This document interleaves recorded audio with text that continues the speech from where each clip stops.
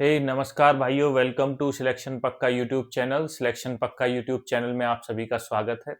देखिए, आज जो स्टैटिक जीके है यूपी पुलिस कांस्टेबल की, उसका 5वां दिन है, डे 5। यहाँ पे हम इस आज की क्लास में 10 क्वेश्चंस करने वाले हैं और हर क्वेश्चन से जुड़े हुए 8 से 10 क्वेश्चन ऐसे करने वाले हैं जो हमेशा पेपर में आते हैं। तो ये मान के चलिए, आज के इस सेशन में हम 80 से 100 क्वेश्चन करने वाले हैं और सारे क्वेश्चन वो हैं जो एग्जामों में पूछे गए हैं। अभी तक पॉइंट फॉर्म में सारों को कराऊंगा, एक्सप्लेन अच्छे से करूंगा। पूरे सेशन में बने रहिए। चलते हैं पहले क्वेश्चन की तरफ। पहला क्वेश्चन है भाई साहब, स्वराज्य मेरा जन्मसिद्ध अधिकार है, ये किसने कहा था? तो ये कहा था बाल गंगाधर तिलक ने। बाल गंगाधर तिलक ने बोला था कि स्वराज्य मेरा जन्मसिद्ध अधिकार है और मैं इसको लेकर ही रहूंगा। ठीक है, ये स्टेटमेंट किसकी थी? बाल गंगाधर तिलक की। अब बाल गंगाधर तिलक के बारे में यहाँ पे कुछ जानकारी है, जो इंफॉर्मेशन है, जो क्वेश्चन है, जो इनसे रिलेटेड एग्जाम्स में पूछे जाते हैं। ठीक है, वो 10 के 10 क्वेश्चन आपके सामने ये रहे, एक एक करके हम इनको यहाँ पे समझेंगे। देखिए, ये है बाल गंगाधर तिलक। ये क्या है? बाल गंगाधर तिलक। तो बाल गंगाधर तिलक जो थे, इन्होंने ही बोला था कि स्वराज्य मेरा जन्मसिद्ध अधिकार है और मैं इसको लेकर ही रहूंगा, बिना लिए नहीं मानूंगा, लेकर ही रहूंगा। ठीक है भाई साहब, ये लोकमान्य बाल गंगाधर तिलक की स्टेटमेंट थी। अब बात आती है कि भाई इनका नाम तो बाल गंगाधर तिलक था, तो ये लोकमान्य कहाँ से आ गया? हाँ जी, ये लोकमान्य जो था, ये इनकी उपाधि थी। क्या थी? उपाधि। और ये उपाधि इनको लोगों के द्वारा दी गई थी। लोगों ने बोला था आप हमारे लोकमान्य हो, मतलब लोगों के द्वारा स्वीकार किए जाने वाले नेता हो हमारे। ठीक है, इसीलिए इनको ये उपाधि दी गई थी। क्लियर है? देखिए, राइट साइड में आप देखेंगे, ये लाल बाल पाल, तीनों के यहाँ पे मैंने फोटो निकाल के लगाया हुआ है। लाल, बाल और पाल। देखिए भाई साहब कैसे बैठे हुए हैं। लाला लाजपत राय, बाल गंगाधर तिलक और बिपिन चंद्र पाल, तीनों भाई साहब देखिए एक साथ यहाँ पे बैठे हुए हैं। तीनों ही गरम दल के नेता थे कांग्रेस के। आगे इसके बारे में पढ़ते हैं। कई बार पूछ लिया जाता है कांग्रेस के गरम दल के नेता कौन थे, तो ये 3 प्रमुख नेता थे, लाला लाजपत राय, बाल गंगाधर तिलक और बिपिन चंद्र पाल। ठीक है, अगले क्वेश्चन पे आते हैं। तिलक के अगर जन्म की बात करें तो बाल गंगाधर तिलक का जो जन्म था 23 जुलाई 1856 को महाराष्ट्र के रत्नागिरी नामक जगह पे यहाँ पे होता है। ठीक है भाई साहब, कब होता है? 23 जुलाई 1856 को। कहाँ पे होता है? महाराष्ट्र के रत्नागिरी में इनका जन्म यहाँ पे होता है। क्लियर है यहाँ तक? तीसरा क्वेश्चन आता है कि जो लोकमान्य की उपाधि है, ये किसको दी गई थी? तो बाल गंगाधर तिलक को दी गई थी। किसने दी थी? लोगों के द्वारा दी गई थी। क्यों दी थी? उनको लोगों ने अपना नेता स्वीकार कर लिया था। उन्होंने बोला था आप हमारे नेता हो, और लोकमान्य की उपाधि यहाँ पे उनको दे दी गई। ठीक है, चौथा क्वेश्चन यहाँ पे पूछा जाता है कि जो बाल गंगाधर तिलक थे या लोकमान्य तिलक थे, वो किस दल के नेता थे? गरम दल के या नरम दल के? तो आपको यहाँ पे बताना है वो गरम दल के नेता थे। किसके नेता थे? गरम दल के भाई साहब। ये जो थे गरम दल के नेता थे, कौन कौन? लाल बाल पाल, लाला लाजपत राय, बाल गंगाधर तिलक और बिपिन चंद्र पाल। क्लियर है यहां तक? अब देखिए, जो बाल गंगाधर तिलक थे, इन्होंने दो अखबार इन्होंने यहाँ पे शुरू किए थे। एक का नाम था केसरी। क्या नाम था? केसरी। जो केसरी था, ये मराठी भाषा में इन्होंने शुरू किया, और दूसरा था मराठा, और ये अंग्रेजी भाषा में यहाँ पे स्वीकार अपना रिलीज किया। इन दोनों अखबारों में पूरे देश में राष्ट्रवाद फैलाया गया, इन दोनों अखबारों से। ठीक है, राष्ट्र के हित की बातें की जाने लगी। ठीक है, आजादी की बातें इनमें की जाने लगी। तो तो ये दोनों जो अखबार हैं इनके बारे में पूछ लिया जाता है कि लोकमान्य तिलक ने कौन कौन से अखबारों को यहाँ पे अपना छापा था। तो केसरी और मराठा, जो केसरी था वो मराठा भाषा में था और जो मराठी था वो अंग्रेजी भाषा में था। ठीक है, छठे क्वेश्चन की तरफ चलते हैं। जो लोकमान्य तिलक थे, इन्होंने देखो राष्ट्रीय एकता और राजनीति जागरण को बढ़ाने के लिए, राष्ट्र में एकता को बढ़ाने के लिए इन्होंने क्या किया, गणेश उत्सव और शिवाजी उत्सव को, किस किस को ध्यान रखना, दोनों को, गणेश उत्सव और शिवाजी उत्सव, इन दोनों को सार्वजनिक रूप देकर इनको राष्ट्रीय एकता और राजनीतिक जागरण का माध्यम बनाया। इससे क्या है, लोगों में एकता आएगी और राजनीतिक में भी इसका फायदा यहां पे इनको मिलेगा। ठीक है भाइयों, यहां तक क्लियर है। अभी जो तिलक थे, बाल गंगाधर तिलक थे, ये एक तो स्वदेशी आंदोलन के बहुत बड़े समर्थक थे, एक बहिष्कार आंदोलन के। देखिए, स्वदेशी और बहिष्कार आंदोलन में ज्यादा कोई फर्क नहीं है, कोई फर्क नहीं है इन चीजों में। स्वदेशी का मतलब था कि भाई अपने देश में बनी हुई चीजों को अपनाओ, उन्हीं का प्रयोग करो। और बहिष्कार का मतलब था कि अंग्रेजों का कोई भी सामान मत खरीदो, अंग्रेजी चीजों का क्या करो, बहिष्कार करो, बायकॉट करो उनको। ठीक है, चाहे उनके शिक्षा संस्थान हो, चाहे उनकी कोई चीजें हो, कोई भी चीज है उसका बहिष्कार करो। और राष्ट्रीय शिक्षा के, कि भाई राष्ट्र में शिक्षा भी होनी चाहिए, उसके भी वो एक प्रबल समर्थक थे। ठीक है, अब होता क्या है, जो बाल गंगाधर तिलक थे, इन्होंने 1916 में, यहाँ पे ईयर नहीं लिखा हुआ है, मैं लिख देता हूं, 1916 में एनी बेसेंट के साथ मिलकर होम रूल लीग की स्थापना यहाँ पे ये करते हैं। ठीक है, किसके साथ मिलकर, एनी बेसेंट के साथ। यहाँ पे एनी बेसेंट के साथ मिलकर 1916 में किसकी स्थापना की जाती है, होम रूल मूवमेंट, या तो होम रूल मूवमेंट बोल दो या होम रूल आंदोलन बोल दो। ठीक है, क्लियर है यहां तक। अभी 9वां क्वेश्चन बहुत ही इंपॉर्टेंट क्वेश्चन है, ये पेपर में पूछा जाता है, बहुत जबरदस्त क्वेश्चन है। देखिए, इनको जेल में डाल दिया गया था। जब इनको जेल में डाल दिया गया बाल गंगाधर तिलक को, तो जेल में रहते हुए इन्होंने एक प्रसिद्ध ग्रंथ लिखा था, उसका नाम था गीता रहस्य। क्या नाम था, गीता रहस्य। समझ में आ रहा है। ठीक है, और लास्ट क्वेश्चन इनसे संबंधित ये है कि 1 अगस्त 1920 को मुंबई में इनका हो जाता है निधन। कब होता है, 1 अगस्त 1920 को। ये डेट आपको याद रखनी है, ये जगह आपको याद रखनी है, पूछ लिया जाता है पेपर में कि बाल गंगाधर तिलक का जो निधन है वो कब हुआ था। तो 1 अगस्त 1920 को इनका निधन होता है। कहां पे होता है, मुंबई में होता है। ठीक है दोस्तों, क्लियर है यहां तक। चलते हैं नेक्स्ट क्वेश्चन पे। नेक्स्ट क्वेश्चन है, तुम मुझे खून दो मैं तुम्हें आजादी दूंगा। ये स्टेटमेंट किसकी थी, ये स्टेटमेंट किसकी थी भाई साहब, बताइए मुझे। तुम मुझे खून दो और मैं तुम्हें आजादी दूंगा, ये जो थी सुभाष चंद्र बोस ने यहाँ पे स्टेटमेंट दी थी। ठीक है, किसने दी थी, सुभाष चंद्र बोस ने। अब तुम मुझे खून दो मैं तुम्हें आजादी दूंगा, इसका मतलब ये नहीं था कि भाई उसको खून चाहिए था, उसको खून नहीं चाहिए था। ठीक है, देखते हैं नेताजी सुभाष चंद्र बोस से रिलेटेड 10 क्वेश्चन यहां पे। ठीक है, उन्होंने खून नहीं मांगा था, खून का मतलब था बलिदान, कि तुम बलिदान दो, हम आजादी तुम्हें लाकर यहां पे दिखाएंगे। ठीक है, तो पहला क्वेश्चन यही है कि तुम मुझे खून दो मैं तुम्हें आजादी दूंगा, ये नारा किसने दिया था, नेताजी सुभाष चंद्र बोस ने ये नारा दिया था। यहां तक क्लियर है भाइयों, नेताजी सुभाष चंद्र बोस ने ये नारा दिया था। इस नारे का जो मतलब था वो ये था कि तुम देश के लिए अपना बलिदान दो। क्या दो, बलिदान।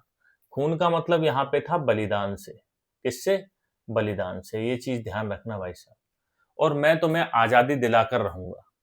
ठीक है, मैं हूं तुम्हारे लिए, मैं तुम्हें आजादी दिला के रहूंगा। क्लियर है यहां तक? नेक्स्ट क्वेश्चन पे चलते हैं। देखिए, जो नेताजी थे उन्होंने इस नारे का जो प्रयोग है वो जो आजाद हिंद फौज बनाने में, इंडियन नेशनल आर्मी जिसको आईएनए भी कहते हैं, बाद में आजाद हिंद फौज इसको कहने लगे, इनके सैनिकों को प्रेरित करने के लिए, उनको मोटिवेट करने के लिए ये नारे का इन्होंने प्रयोग किया था। समझ में आ रही है बात? किसको मोटिवेट करने के लिए? आजाद हिंद फौज को मोटिवेट करने के लिए उन सैनिकों को बोला, तुम मुझे खून दो, मैं तुम्हें आजादी दूंगा। ठीक है। अगर इनके जन्म की बात करते हैं तो 23 जनवरी 1897 को, कब भाई साहब? 23 जनवरी 1897 को उड़ीसा के कटक में इनका जन्म होता है। कहां पे होता है? उड़ीसा के कटक में 23 जनवरी 1897 को इनका जन्म होता है। और ये इंडियन नेशनल कांग्रेस के एक ऐसे प्रमुख नेता थे जो 2 बार कांग्रेस के अध्यक्ष भी चुने गए थे। कितनी बार? 2 बार कांग्रेस के अध्यक्ष रहे थे सुभाष चंद्र बोस। ठीक है भाई साहब, क्लियर है यहां तक? अभी इनका क्या था, गांधी जी के विचारों से ये ज्यादा सहमत नहीं थे। इनमें बीच में हो गया भाई साहब मतभेद। 1937-38 में जब मतभेद हुआ तो 1939 में इन्होंने एक फॉरवर्ड ब्लॉक नाम से एक उसकी स्थापना की, ऑल इंडिया फॉरवर्ड ब्लॉक की स्थापना की। कब की? 1939 में यहां पे स्थापना कर देते हैं। ठीक है।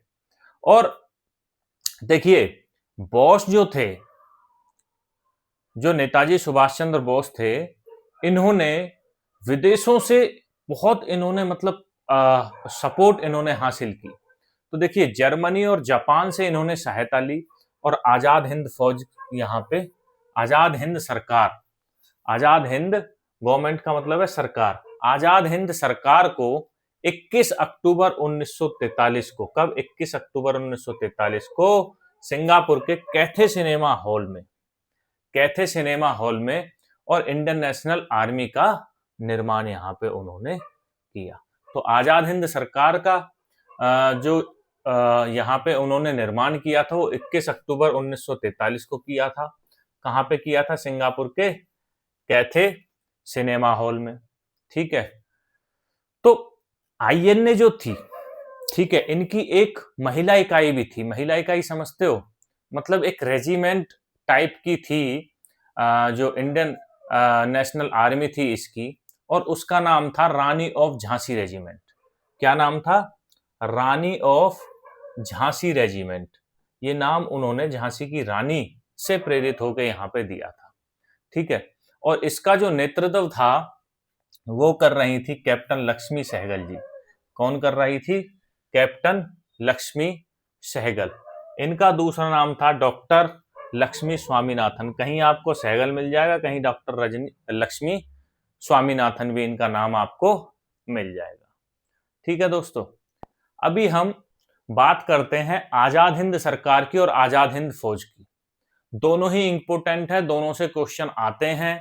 ठीक है। लेकिन जब यहां से क्वेश्चन आते हैं तो बच्चे बोलते हैं कि भाई एग्जाम थोड़ा टफ आया, एग्जाम थोड़ा टफ आया, क्योंकि देखो जीके की कोई डेप्थ तो है नहीं, एग्जामिनर कहीं से भी क्वेश्चन पूछ लेता है। तो हम अपनी तरफ से ये कमी ना छोड़े कि हाँ भाई हम सिर्फ ऊपर ऊपर से चीजों को पढ़ें और अंदर से अगर क्वेश्चन आ जाता है तो वहां पे फेल हो जाएं।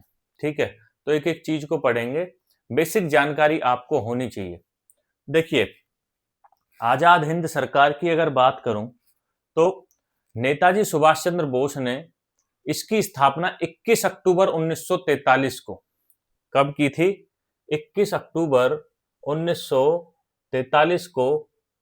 कहां पे की थी? सिंगापुर में। कहां पे की थी? सिंगापुर के कैथे सिनेमा हॉल में। अभी कराया था भाई साहब। ठीक है। यहां पे इसकी स्थापना ये कर देते हैं, आजाद हिंद सरकार की। ये एक परमानेंट सरकार नहीं थी, ये एक अस्थायी सरकार थी जिसे भारत की पहली स्वतंत्र सरकार माना गया। ये क्वेश्चन यहां से जनरेट होता है, जिसे भारत की पहली स्वतंत्र सरकार माना गया। ठीक है। लोगों ने माना कि ये भारत की पहली स्वतंत्र सरकार है, लेकिन ये वास्तव में एक अस्थायी सरकार थी जो कहां पे बनी थी, सिंगापुर में बनी थी। ठीक है भाइयों, अगर पद की बात करें तो नेताजी खुद इस सरकार के राष्ट्रीय अध्यक्ष थे, खुद इस सरकार के प्रधानमंत्री थे और खुद ही इस सरकार के युद्ध मंत्री भी वो रहे थे। तो तीनों उपाधियां जो थी वो किसके पास थी, बताइए दोस्तों, किसके पास थी तीनों उपाधियां? तीनों उपाधियां थी नेताजी सुभाष चंद्र बोस के पास। वो राष्ट्रीय अध्यक्ष भी थे इसके, प्रधानमंत्री और युद्ध मंत्री भी इसी के वो खुद ही थे। ठीक है, मान्यता की बात करें तो भाई साहब आप बिलीव नहीं करोगे, उस टाइम पे करीब 9 से 11 देशों ने आधिकारिक तौर पे 9 से 11 देशों ने आधिकारिक तौर पर यह मान लिया था कि हाँ भाई ये भारत की सरकार है। ठीक है, ये आजाद हिंद सरकार है, भारत की सरकार है। जिनमें मुख्य देश थे उनमें जापान था, जर्मनी था, इटली था और थाईलैंड जैसे ये देश इसमें शामिल थे। उन्होंने माना था कि हाँ भाई, इसको उन्होंने मान्यता भी दे दी थी। ठीक है, कि हाँ भाई हमारी तरफ से ये जो सरकार है भारत की आजाद हिंद सरकार है। क्लियर है यहां तक? अब देखिए, ये जो आजाद हिंद सरकार थी, इस सरकार का अपना बैंक भी था, इसकी अपना मुद्रा भी थी, करेंसी इसकी अपनी थी।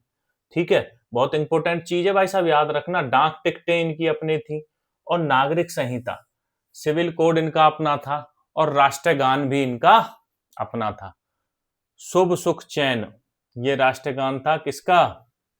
आजाद हिंद सरकार का। ठीक है, इनके मुख्यालय की बात करें तो पहले इनका मुख्यालय जो था वो सिंगापुर में था। कहां पे था? सिंगापुर में इनका मुख्यालय था, जिसे बाद में बर्मा के रंगून में स्थानांतरित कर दिया गया। ठीक है दोस्तों, तो ये तो बात थी आजाद हिंद सरकार की। अभी बात हम करते हैं आजाद हिंद फौज की। ठीक है, तो आजाद हिंद फौज की बात करें तो इसका जो गठन है वो 1942 में सबसे पहले कैप्टन मोहन सिंह के द्वारा किया गया था। किसके द्वारा? कैप्टन मोहन सिंह के द्वारा। कहां पे किया गया था, किसकी सहायता से किया गया था? तो देखिए, जापान ने, जो जापान था उसने इसकी स्थापना में, इसके गठन में, आजाद हिंद फौज के में अपना बहुत इंपॉर्टेंट योगदान यहां पे दिया। ठीक है, जिसमें युद्धबंदी भारतीय सैनिकों को भी शामिल यहां पे किया गया था।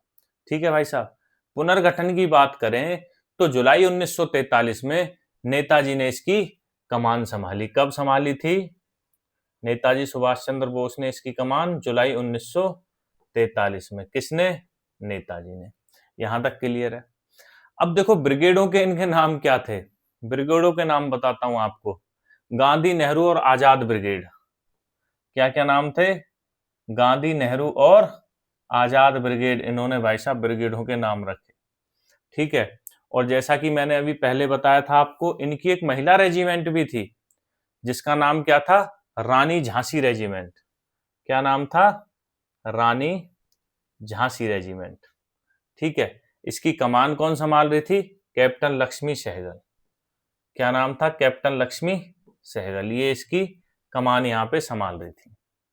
नारे की बात करें तो नेताजी ने इस सेना को ही, जैसे कि मैंने अभी बताया था आपको, अपने सैनिकों को मोटिवेट करने के लिए, अपने सैनिकों को मोटिवेट करने के लिए उन्होंने एक तो बोला कि भाई दिल्ली चलो अब, और दूसरा बोला तुम मुझे खून दो, तुम मुझे खून दो और मैं तुम्हें आजादी दूंगा। ठीक है, ये अपने सैनिकों को मोटिवेट करने के लिए नेताजी सुभाष चंद्र बोस ने नारे दिए थे। ठीक है भाई साहब, चलते हैं नेक्स्ट क्वेश्चन की तरफ। अब बात आती है महात्मा गांधी पे। किस पे? महात्मा गांधी जी पे बात यहां पे आती है। महात्मा गांधी का जो जन्म है वो होता है पोरबंदर में। कहां पे होता है?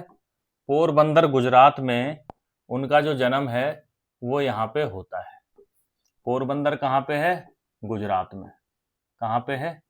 गुजरात में। तिथि क्या थी भाई साहब? कब हुआ था? तो 2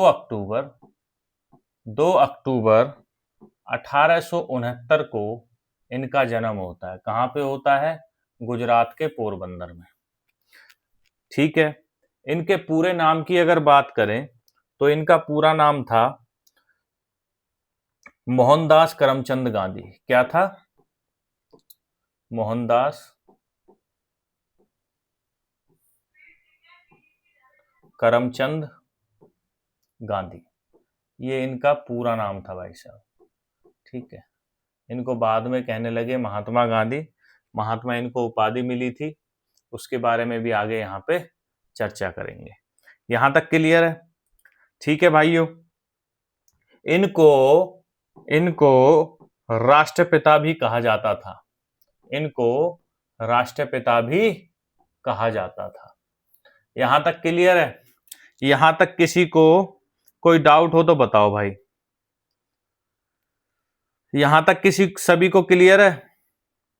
अब चलते हैं नेक्स्ट गांधी जी के बारे में कुछ जानकारी हासिल कर लेते हैं।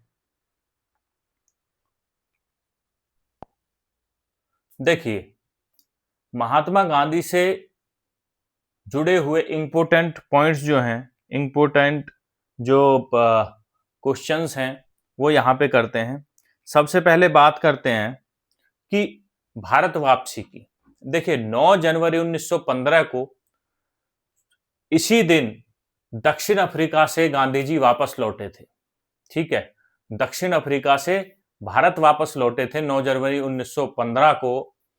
क्योंकि ये सबसे बड़े अप्रवासी थे, इसीलिए इस दिन प्रवासी भारतीय दिवस यहाँ पे भारत में मनाया जाता है। कब मनाया जाता है? 9 जनवरी को। हर साल 9 जनवरी को प्रवासी भारतीय दिवस मनाया जाता है। ठीक है, क्यों मनाया जाता है पता चला सभी को? आज तक कुछ लोगों को पता होगा, सभी लोगों को नहीं पता होगा, ये तो मुझे पता है। ठीक है, अभी बात कर लेते हैं राजनीतिक गुरु की। तो ये क्वेश्चन बहुत आता है कि गांधी जी के राजनीतिक गुरु कौन थे? तो गांधी जी के जो राजनीतिक गुरु थे वो थे गोपाल कृष्ण गोखले। कौन थे? गोपाल कृष्ण गोखले इनके राजनीतिक गुरु थे। अब बात करते हैं पहले सत्याग्रह की। तो इनका जो पहला सफल आंदोलन था वो 1917 का चंपारण सत्याग्रह था। कौन सा था? चंपारण सत्याग्रह। ठीक है भाई साहब, क्लियर है? यहां तक किसी को कोई डाउट तो नहीं है? चौथे क्वेश्चन की तरफ चलते हैं।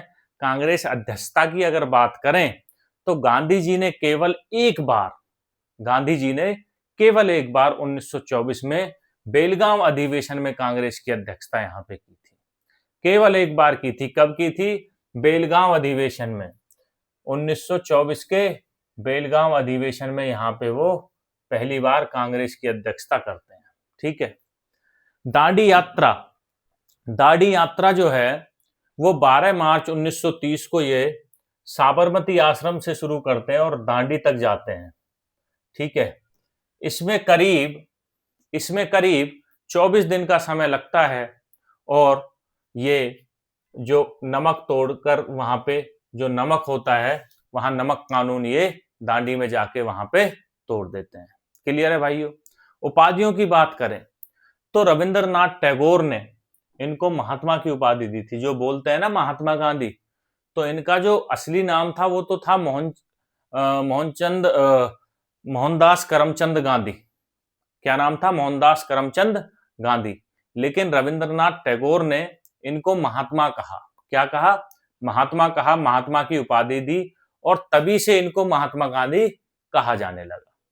ठीक है, और इनको जो राष्ट्रपिता की उपाधि थी वो किसने दी थी? वो दी थी सुभाष चंद्र बोस ने। दोनों ही इंपॉर्टेंट क्वेश्चन है भाई साहब, उपाधियों पे क्वेश्चन आते ही आते हैं। सुभाष चंद्र बोस ने इनको क्या कहा था? राष्ट्रपिता। ठीक है, अब बात आती है करो या मरो के नारे की। तो देखिए, करो या मरो का जो प्रसिद्ध नारा है ये गांधी जी ने 1942 के भारत छोड़ो आंदोलन में दिया था। कब दिया था? 1942 के भारत छोड़ो आंदोलन में गांधी जी ने बोला था करो या मरो। ठीक है, तभी इस नारे को इन्होंने दिया था। और बात करते हैं गांधी इरविन समझौते की। तो एक बहुत ऐतिहासिक समझौता ये रहा, इसमें बहुत सारी बातें हुई। उन बातों पे अभी चर्चा नहीं करेंगे। आगे जब हम ये सारे समझौतों के बारे में पढ़ेंगे, तब मैं आपको सारा बताऊंगा कि गांधी इरविन समझौते में क्या क्या बात हुई। ठीक है, सविनय आंदोलन को क्यों वापस ले लिया गया। ठीक है, तो 5 मार्च 1931 को 5 मार्च 1931 को यहां पे गांधी और लॉर्ड इरविन, जो उस समय के वायसराय थे, तत्कालीन वायसराय थे, उनके बीच में एक समझौता होता है। ठीक है, उस समझौते को दिल्ली समझौते के नाम से भी कई बार जाना जाता है। कब होता है? 5 मार्च 1931 को। और उसको गांधी इरविन समझौते के नाम से भी यहाँ पे जाना जाता है। किस नाम से? गांधी इरविन समझौता। ठीक है भाइयों, तो 5 मार्च 1931 को जो महात्मा गांधी थे और लॉर्ड इरविन जो उस समय के वायसराय थे, इन दोनों के बीच में समझौता होता है। इसको दिल्ली समझौता भी बोलते हैं और गांधी इरविन समझौता भी बोलते हैं। कई जगह आपको गांधी इरविन पैक्ट के नाम से भी ये मिल जाएगा। क्लियर है? बातें करें अगर इनकी प्रमुख किताबों की, तो दो जो मेन किताबें हैं वो इनकी हैं। एक है my experiment with truth, my experiment with truth, Hindi में बोलते हैं सत्य के साथ मेरे प्रयोग, सत्य के साथ मेरे प्रयोग। एक ये, और दूसरी हिंद स्वराज। ये दो इनकी बहुत इंपॉर्टेंट किताबें हैं जो बार बार पेपरों में पूछी जाती है। माई एक्सपेरिमेंट विद ट्रूथ किसने के द्वारा लिखी गई थी? महात्मा गांधी के द्वारा। ठीक है, हिंद स्वराज किसके द्वारा लिखी गई थी? महात्मा गांधी के द्वारा। अब इनकी जो निधन की बात करें तो 30 जनवरी 1948 को इनका क्या है? निधन हो जाता है। क्या हो जाता है? निधन यहाँ पे इनका हो जाता है। और भारत में इसको शहीद दिवस के रूप में मनाते हैं। ठीक है, इसको भी शहीद दिवस के रूप में मनाते हैं और 23 मार्च को भी शहीद दिवस के रूप में यहाँ पे मनाया जाता है भाइयों। ठीक है, 23 मार्च का जो इतिहास है बहुत जबरदस्त है। ठीक है, भगत सिंह, सुखदेव, राजगुरु तीनों को फांसी हुई थी और इसी के लिए शहीद दिवस 23 मार्च से 23 मार्च को हम मनाते हैं। कब हुई थी? 23 मार्च 1931 को। क्लियर है भाइयों? नेक्स्ट क्वेश्चन की तरफ बढ़ते हैं। गांधी जी का पूरा नाम क्या था? मोहनदास करमचंद गांधी। क्या था? मोहनदास करमचंद गांधी। नेक्स्ट क्वेश्चन है, भगत सिंह को फांसी कब दी गई थी? अभी बताया है 23 मार्च 1931 को। 23 मार्च 1931 को भगत सिंह को यहाँ पे फांसी दी गई थी। भगत सिंह, सुखदेव और राजगुरु। भगत सिंह की बात कर लेते हैं। भाई साहब क्या पर्सनैलिटी थी, क्या बंदा था भगत सिंह। मात्र 23 साल की उम्र में इन्होंने भाई साहब सर्वोच्च बलिदान अपने देश के लिए दे दिया। ठीक है, बात करते हैं इनके जन्म की, तो 28 सितंबर 1907 को 28 सितंबर 1907 को भारत के पंजाब के बंगा गांव में इनका जन्म होता है। भाई साहब ग्रेट पर्सनैलिटी थे, बहुत ग्रेट पर्सनैलिटी थे। मात्र 23 साल की उम्र में अपने देश के लिए इन्होंने सर्वोच्च बलिदान दे दिया था आजादी के लिए। ठीक है, पिता के नाम की बात करें तो किशन सिंह इनके पिताजी का नाम था और स्वतंत्रता आंदोलन के वो समर्थक थे, बहुत बड़े समर्थक थे। और जो भगत सिंह थे, इन्होंने ये हिंदुस्तान सोशलिस्ट रिपब्लिक एसोसिएशन नामक क्रांतिकारी संगठन से भी ये जुड़े हुए थे। ठीक है भाई साहब, किससे जुड़े हुए थे? जिसका पहले नाम एचआरए था। एचआरए मतलब हिंदुस्तान रिपब्लिक एसोसिएशन, बाद में 1928 में इसको बदलकर एचएसआरए कर दिया गया, Hindustan socialist Republic association. Clear है यहां तक?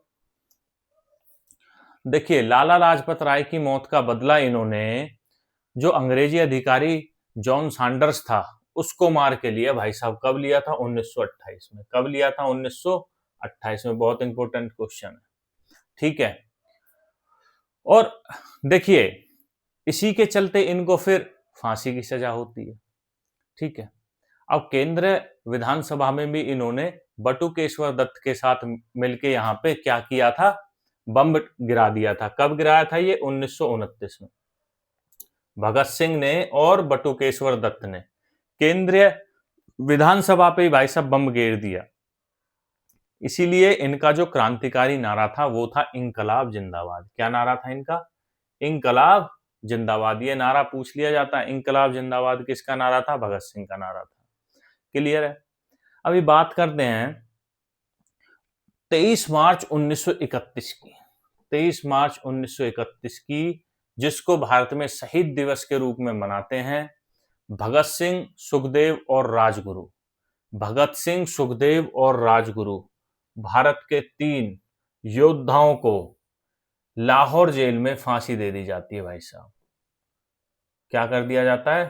फांसी दे दी जाती है लाहौर जेल में भगत सिंह, सुखदेव और राजगुरु को। कब दी जाती है? 23 मार्च 1931 को। इसीलिए इस दिन को शहीद दिवस के रूप में भारत में मनाया जाता है। भाई साहब, ठीक है, नेक्स्ट पॉइंट वही है, 23 मार्च को भारत में शहीद दिवस के रूप में यहां पे मनाया जाता है। क्लियर है? नेक्स्ट क्वेश्चन है शहादत की आयु। भाई साहब, मैंने अभी आपको बताया था मात्र 23 साल की उम्र में, मात्र 23 वर्ष की आयु में इन्होंने अपने देश के लिए सर्वोच्च बलिदान दिया। ऐसे क्रांतिवीरों को भाई साहब सैल्यूट है बारंबार। ठीक है, ऐसे क्रांतिकारी थे तभी इस देश को आजादी मिली। 1947 में देश आजाद हुआ। ना जाने कितने क्रांतिकारियों ने अपने देश की आजादी के लिए लड़े और अपना सर्वोच्च बलिदान दिया। ठीक है भाई साहब, चलते हैं नेक्स्ट क्वेश्चन की तरफ। भगत सिंह को किस जेल में फांसी हुई? तो भाई साहब लाहौर जो जेल में इनको फांसी हुई थी, तीनों को। ठीक है, नेक्स्ट क्वेश्चन है चंद्रशेखर आजाद ने किस स्थान पर बलिदान दिया? जो चंद्रशेखर आजाद थे, इन्होंने प्रयागराज में अपना बलिदान दिया। बलिदान क्यों बोलते हैं भाई साहब? पुलिस ने इनको घेर लिया, गोली चलाते रहे, जब लास्ट गोली बची तो खुद को ही मार ली, क्योंकि उनका मानना था भाई साहब मैं आजाद हूं तो मैं आजाद ही रहूंगा। ठीक है, मैं अंग्रेजों को हाथ कभी नहीं आऊंगा, ये उनका मानना था। चलते हैं चंद्रशेखर आजाद के बारे में कुछ जानकारी यहाँ पर जुटा लेते हैं। देखिए भाई साहब कैसे मूंछों पे ताव देते हुए यहाँ पे फोटो इनका यहाँ पे लगा हुआ है। ठीक है, तो चंद्रशेखर आजाद की बात करें तो 23 जुलाई 1906 को मध्य प्रदेश में इनका जन्म होता है। कब होता है? 23 जुलाई 1906 को। कहाँ पे जन्म होता है? मध्य प्रदेश में ये अपना जन्म लेते हैं। ठीक है, माता पिता के नाम की बात अगर करें तो सीताराम तिवारी इनके पिताजी का नाम था और माताजी का नाम था जगरानी देवी। ठीक है, और इनका जो असली नाम था वो था चंद्रशेखर तिवारी। क्या नाम था इनका असली नाम? चंद्रशेखर तिवारी इनका असली नाम था। भाई साहब, अब बात आती है कि आजाद इनका नाम कैसे पड़ा। क्या हुआ था, अंग्रेजों ने इनको गिरफ्तार कर लिया और कोर्ट में ले गए। मजिस्ट्रेट ने पूछा आपका नाम क्या है? तो भाई साहब आजादी के दीवाने थे। ठीक है, इन्होंने बोला कि भाई साहब मेरा नाम आजाद है, मेरा नाम आजाद है, मेरे पिताजी का नाम स्वतंत्रता है और पता मेरा जेल है। देखो भाई साहब, मेरा नाम तो आजाद है, मेरे पिताजी का नाम स्वतंत्रता है और पता मेरा जेल है। ये उन्होंने मजिस्ट्रेट के सामने बोला। उसी दिन से इसको बोला जाने लगा भैया ये हैं आजाद, ये हैं चंद्रशेखर आजाद। और जो इन्होंने ठान लिया, जो इन्होंने संकल्प ले लिया था, भाई साहब ये अंग्रेजों के हाथ नहीं आए थे। ठीक है, चलते हैं नेक्स्ट क्वेश्चन की तरफ। क्रांतिकारी संगठन की अगर बात करें तो Hindustan socialist Republic association HSRA के प्रमुख क्रांतिकारियों में ये शामिल थे, जिसको पहले HRA भी कहा जाता था। ध्यान रखना भाई साहब, इस HRA ने ही क्या किया था? बताइए बताइए, HRA ने क्या किया था? काकोरी कांड, जिसको बोलते हैं काकोरी ट्रेन एक्शन। 2 दिन से करा रहा हूं, काकोरी ट्रेन एक्शन।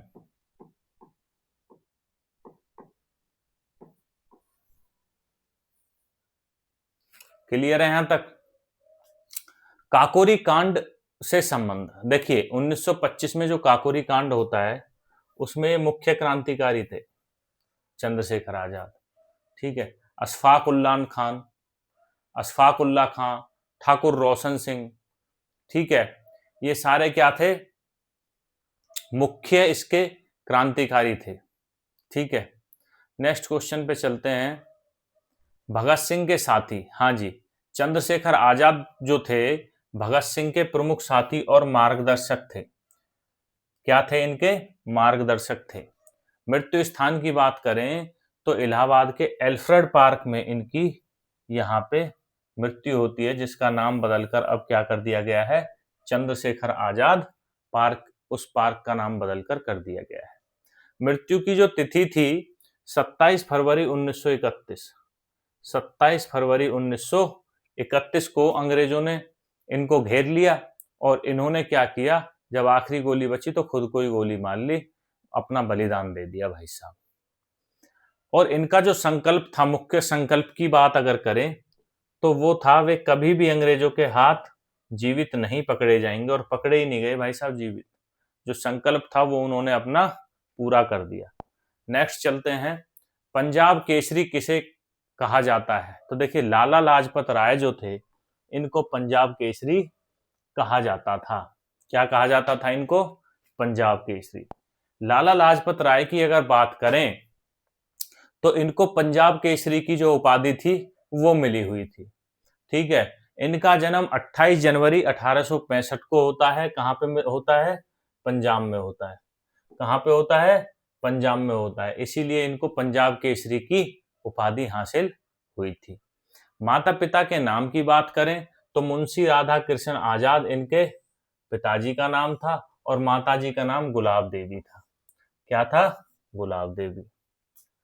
अब देखिए लाल बाल पाल पूछ लिया जाता है, लाल बाल पाल इनके नाम क्या थे, तो लाल से लाला लाजपत राय, बाल गंगाधर तिलक और विपिन चंद्रपाल, ये तीनों, लाल से लाला लाजपत राय, बाल से बाल गंगाधर तिलक और पाल से विपिन चंद्र पाल।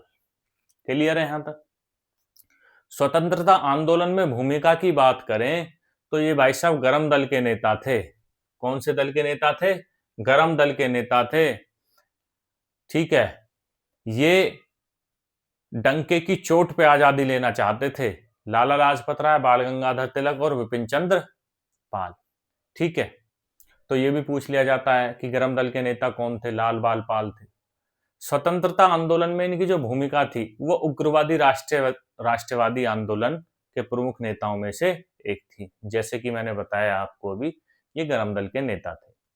अब इन्होंने क्या किया, 1928 में लाहौर में साइमन कमीशन के खिलाफ प्रदर्शन का नेतृत्व किया था भाई साहब। 1928 में लाहौर में इन्होंने क्या किया, साइमन कमीशन के खिलाफ प्रदर्शन का नेतृत्व किया था। क्लियर है। और साइमन कमीशन के विरोध के दौरान अंग्रेजी पुलिस ने क्या है, भीड़ पे लाठीचार्ज किया था। क्या किया था, लाठीचार्ज भाई साहब यहाँ पे किया गया। जब जो विरोध कर रहे थे उन पे लाठीचार्ज किया, और लाठीचार्ज किया तो ये बुरी तरह से वहां पे घायल हो जाते हैं। जब ये घायल हो जाते हैं तो जो इनको जो चोटें आई थी, बहुत गंभीर चोटें आई थी, जिनके कारण इनकी जो है मृत्यु वहां पे हो जाती है, इनका निधन हो जाता है। और इनकी जो मृत्यु होती है वो 17 नवंबर 1928 को यहाँ पे हो जाती है। कहाँ पे होती है भाई साहब, लाहौर में। क्लियर है। जो इनका प्रसिद्ध कथन था वो था कि मेरे शरीर पर पड़ी हर लाठी ब्रिटिश साम्राज्य के ताबूत में कील बनेगी। देखिए भाई साहब, मेरे शरीर पर पड़ी हर लाठी ब्रिटिश साम्राज्य के ताबूत में कील बनेगी, ये कहना था किसका, भाई साहब लाला लाजपत राय का। क्लियर है। ऐतिहासिक महत्व की बात करें तो उनकी मृत्यु के बाद भगत सिंह और राजगुरु ने, जब अब भाई साहब भगत सिंह, राजगुरु, सुखदेव, इनको फांसी क्यों हुई थी, भगत सिंह राजगुरु ने मिलकर दोनों जॉन सैंडर्स जो अंग्रेजी अधिकारी थे उनकी हत्या कर दी। हत्या कर दी तो उनको फिर फांसी की सजा अंग्रेजी सरकार के द्वारा दे दी गई। नेक्स्ट क्वेश्चन की तरफ चलते हैं। लोकमान्य की उपाधि किसे दी गई थी। मैं बता चुका हूं, लोकमान्य की जो उपाधि है वो बाल गंगाधर तिलक को दी गई थी। इससे जुड़े क्वेश्चन भी यहाँ पे कर लेते हैं। बाल गंगाधर तिलक जी, जिनका फोटो लगा हुआ है, पहली स्लाइड में भी लगा हुआ था, वही है लोकमान्य तिलक की जो उपाधि है वो बाल गंगाधर तिलक को जनता ने उनको दी गई थी। ठीक है, इनके जन्म की बात करूं 23 जुलाई 1856 को इनका जन्म होता है। महाराष्ट्र के रत्नागिरी में ये जन्म लेते हैं भाई साहब। स्वराज्य मेरा जन्म सिद्ध अधिकार है ये नारा देते हैं। ठीक है, लाल बाल पाल वही गरम दल के नेता होते हैं कांग्रेस के। समाचार पत्र की बात करूं तो 2 पत्र इन्होंने समाचार पत्र शुरू किए थे, केसरी और मराठा। जो केसरी था वो मराठी भाषा में था और जो मराठा था वो अंग्रेजी भाषा में था। होम रूल लीग की स्थापना ये एनी बेसेंट के साथ मिलकर 1916 में करते हैं। तो ये भी पूछ लिया जाता है 1916 में होम रूल लीग की स्थापना किसने की? बाल गंगाधर तिलक और एनी बेसेंट ने की थी। ठीक है, गणेश उत्सव और शिवाजी उत्सव दोनों को ये सार्वजनिक रूप से मनाने के लिए मनाने की ये यहाँ पे शुरुआत करते हैं, जिससे लोगों में एकता बढ़े और देशभक्ति की भावना बढ़े। ठीक है, अब अंग्रेजों ने इनको क्या करते हैं, अंग्रेज इनको मांडले जो म्यांमार में था उस जेल में इनको भेज देते हैं यहाँ पे। ठीक है, और वहां पे ये क्या करते हैं, गीता रहस्य नाम की एक प्रसिद्ध पुस्तक यहाँ पे लिख देते हैं जेल में। क्लियर है? तो ये सारे 10 के 10 क्वेश्चन वही हैं जो पहली स्लाइड में थे। चलते हैं नेक्स्ट क्वेश्चन की तरफ। लौह पुरुष किसे कहा जाता है? तो लौह पुरुष कौन है भाई साहब? सबको पता है, सरदार वल्लभ भाई पटेल। सरदार वल्लभ भाई पटेल को लौह पुरुष कहा जाता है भारतीय इतिहास में। ये देखिए, ये हैं सरदार वल्लभ भाई पटेल। यहाँ पे स्टैचू ऑफ यूनिटी यहाँ पे है भाई साहब, 182 मीटर ऊंची। ये जो स्टैचू है वो है 182 मीटर ऊंची है। कितनी है? 182 मीटर ऊंची। दुनिया की सबसे बड़ी मूर्ति यही है प्रेजेंट में, statue of unity, Sardar Vallabh भाई पटेल की। ठीक है, तो इनसे रिलेटेड 10 क्वेश्चन यहाँ पे कर लेते हैं। पहला क्वेश्चन है, लौह पुरुष यह उपाधि सरदार वल्लभ भाई पटेल को दी गई थी क्योंकि मजबूत और दृढ़ नेतृत्व के लिए ये प्रसिद्ध थे। मजबूत और दृढ़ नेतृत्व के लिए ये प्रसिद्ध थे, इसीलिए इनको आयरन मैन कहा गया है। ठीक है, सरदार वल्लभ भाई पटेल के जन्म की बात करूं, 31 अक्टूबर 1875 को इनका जन्म होता है। गुजरात के नडियाड में इनका जन्म भाई साहब होता है। ठीक है, माता पिता की बात करूं, झवेर भाई पटेल इनके पिताजी का नाम होता है और माताजी का नाम लाडबाई यहाँ पे होता है भाई साहब। स्वतंत्रता जो आंदोलन है उसमें ये महात्मा गांधी के प्रमुख सहयोगी रहे थे और भारतीय राष्ट्रीय कांग्रेस थी उसके भी ये मेन एक बहुत मुख्य नेता यहाँ पे थे, बहुत महत्वपूर्ण नेता भाई साहब यहाँ पे थे। ठीक है, अब बारदोली सत्याग्रह में क्या हुआ? 1928 में बारदोली सत्याग्रह के सफल नेतृत्व के बाद इनको किसकी उपाधि मिली? सरदार की उपाधि। किसकी उपाधि मिली? सरदार की उपाधि मिली। तब से ही इनको बोला जाने लगा सरदार वल्लभ भाई पटेल। ठीक है भाई साहब, इन्होंने क्या किया था? 562 देशी रियासतों को भारत में मिलाने का बहुत महत्वपूर्ण कार्य किया था भाई साहब, तभी तो भारत का एकीकरण हुआ। भारत के एकीकरण में सबसे ज्यादा जो योगदान है सरदार वल्लभ भाई पटेल का है।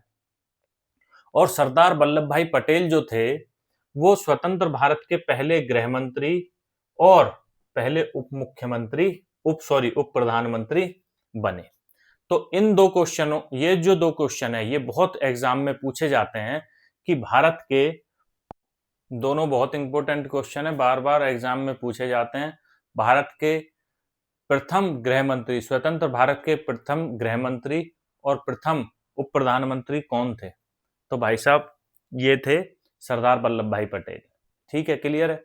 भारत के एकीकरण में योगदान जो था वो उनके प्रयासों से भारत एक मजबूत और एकीकृत राष्ट्र बना, जो मैं पहले बता चुका हूं। 562 देशी रियासतों को मिलाने का काम किसने किया था? सरदार वल्लभ भाई पटेल ने। इनकी मृत्यु की बात करें तो 15 दिसंबर 1950 को इनकी मृत्यु भाई साहब हो जाती है। और स्टैचू ऑफ यूनिटी जो भारत सरकार के द्वारा बनाई गई है ये उनकी याद में यहाँ पे बनाई गई है। ठीक है, ये बनाई कहाँ पे गई है? ये केवड़िया नाम की एक जगह है जो गुजरात में पड़ती है। केवड़िया नाम की एक जगह है जो कहाँ पे पड़ती है भाइयों? गुजरात में। और 182 मीटर ऊंची, ये दुनिया की सबसे ऊंची मूर्ति यहाँ पे बनाई है। ठीक है, तो ये था आज का सेशन। इसमें जो भी मेन क्वेश्चंस इन लोगों से जुड़े हुए थे वो सारे मैंने इसमें कवर करने की कोशिश कराई है। बाकी जो बचे हुए हैं उनको कल कवर करा देंगे। और ऐसे ही हम जीके को यहाँ पे पढ़ेंगे, एक एक पॉइंट को देखते हुए चलेंगे। कोई भी क्वेश्चन ऐसा नहीं होगा जो हमसे छूट जाए।